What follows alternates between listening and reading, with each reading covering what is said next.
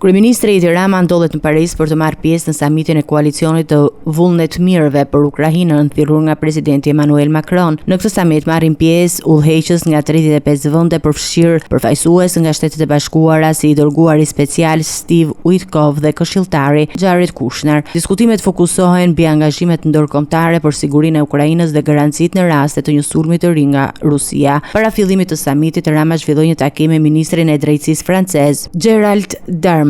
Tema kryesore e diskutimit ishte përfshirja e ekspertëve francezë në grupin e reflektimit mbi problematikat e politikës penale në Shqipëri dhe asistenca në konsolidimin e draftit të ri të kodit penal. Një prej çështjeve të trajtuara ka të bëjë me masat e larta të arrestit në burg për individ të akuzuar për vepra penale, por që janë ende të padënuar nga gjykata, një problem që qeveria shqiptare ka evidentuar prej kohësh. Përmes rrjeteve sociale, Rama publikoi foto nga takimi me Darman dhe theksoi se bisedimet u zhvilluan në harmoni të plot me standardet dhe praktikat më të mira europiane. Samiti ka si qëllim thedhimin e bashkëpunimit ndërkombëtar për mbështetjen e Ukrainës dhe forcimin e solidaritetit të vendeve partnere në një kohë të tensionuar gjeopolitike.